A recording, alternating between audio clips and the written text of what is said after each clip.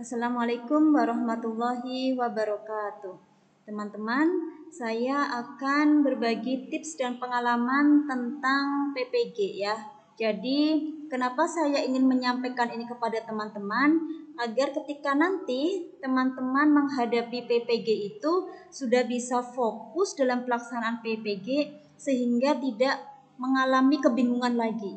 Karena banyak sekali teman-teman yang saat melaksanakan PPG merasakan bingung, kemudian sehingga saat PPG itu tidak fokus karena harus melengkapi persyaratan-persyaratan yang mungkin selama ini belum punya.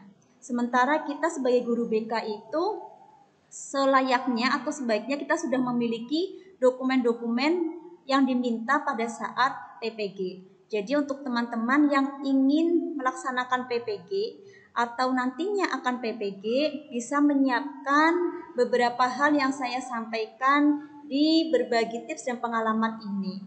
Jadi teman-teman saat PPG nanti teman-teman sudah tidak ada kebingungan lagi dan bisa melaksanakan PPG dengan tenang dan fokus.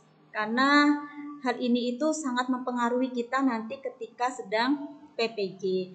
Dan untuk teman-teman yang nantinya akan mengikuti prajabatan karena sudah mempersiapkan sendiri, jadi nanti bisa lebih awal untuk disiapkan. Untuk teman-teman yang dalam jabatan kan kita menunggu ya lulus atau tidak pada pretest, kemudian dipanggil atau tidak. Tapi apa salahnya kita mempersiapkan sejak dini hal-hal yang harus dipersiapkan, dokumen-dokumen harus dipersiapkan agar pada saat PPG kita tidak merasa kebingungan.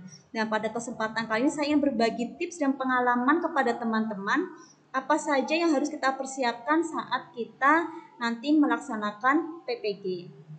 Nah, ini ya.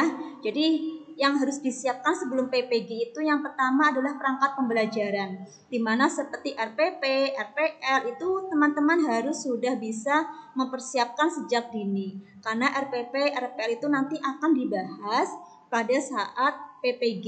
Jadi diharapkan nanti kita sudah bisa menguasai, bisa memahami, dan juga sudah memiliki dokumen-dokumennya. Jadi ketika nanti kita melaksanakan PPG kita sudah siap ya, termasuk asesmen-asesmen yang kita gunakan dalam pembelajaran gitu.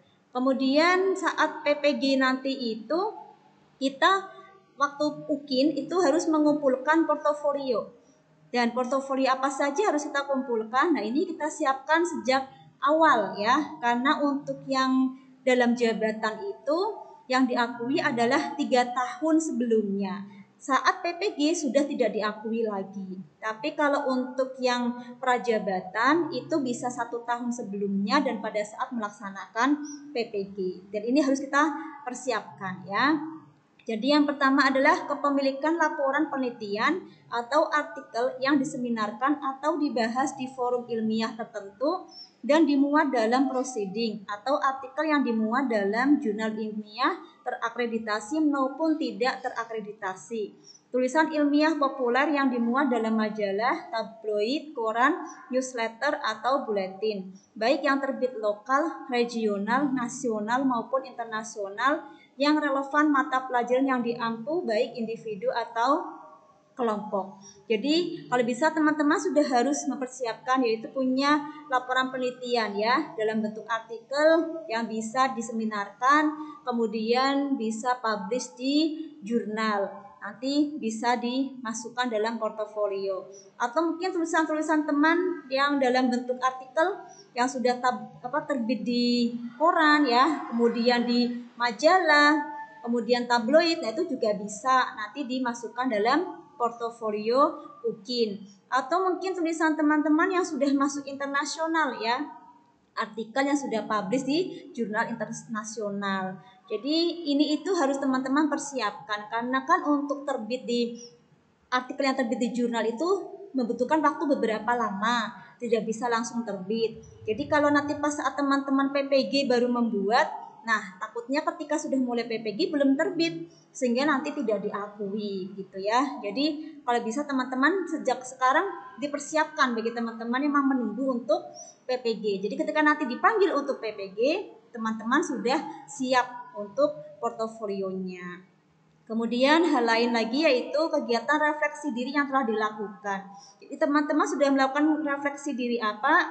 Nah, itu disertakan dalam portofolio. Ini guru-guru kebanyakan sudah membuat ya. Bagi teman-teman yang belum membuat, silahkan membuat kegiatan refleksi diri. Karena ini juga dimasukkan dalam portofolio UKIN.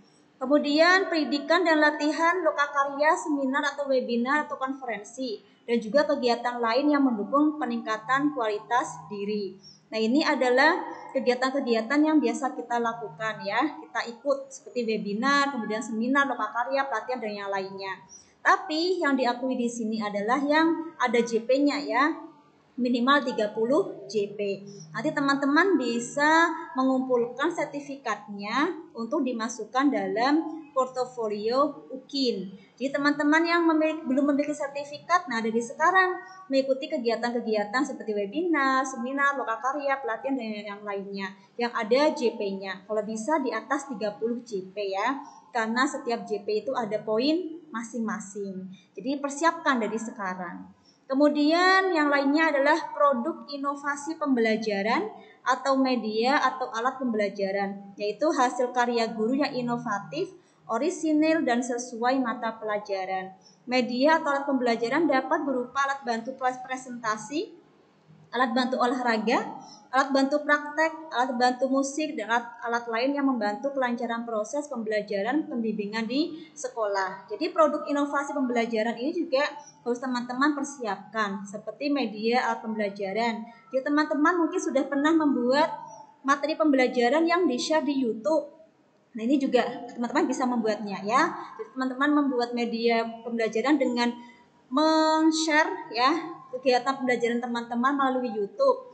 Kemudian juga bisa membuat buku-buku tentang pembelajaran teman-teman ya, tentang mata pelajaran yang sesuai dengan teman ajarkan. Modul juga bisa. Kemudian alat peraga juga bisa. Ini masuk dalam produk inovasi pembelajaran. Kemudian ada tambahan lagi sekarang itu adalah pengabdian masyarakat dan prestasi. Untuk pengabdian masyarakat ini teman-teman bisa mengisi kegiatan teman-teman di masyarakat atau di sekolah. Menjadi panitia di sekolah kegiatan apa dan yang lainnya tuh bisa masuk dalam pengabdian masyarakat. Kemudian prestasi. Nah, kalau bisa teman-teman pernah mengikuti lomba apa dan menang dalam prestasi tersebut juga bisa dimasukkan dalam bagian prestasi. Jadi saya harapkan teman-teman sudah menyiapkan sebelum PPG. Jadi ketika teman-teman nanti PPG sudah terbiasa, sudah ada untuk portofolio yang dibutuhkan atau yang harus dikumpulkan. Jadi apa salahnya kita mulai dari sekarang untuk mempersiapkan. Jadi ketika nanti PPG teman-teman sudah siap. Ini adalah pengalaman yang bisa saya sampaikan ke teman-teman karena saat saya melakukan PPG itu banyak teman-teman yang merasakan bingung ketika harus mengumpulkan portofolio karena belum memilikinya. Jadi semoga ini tidak terjadi kepada teman-teman yang akan mengikuti PPG berikutnya. Semoga teman-teman yang belum PPG nanti segera bisa mengikuti PPG dan lulus. Ini adalah pengalaman yang bisa saya share ke teman-teman. Semoga bermanfaat. Assalamualaikum warahmatullahi wabarakatuh.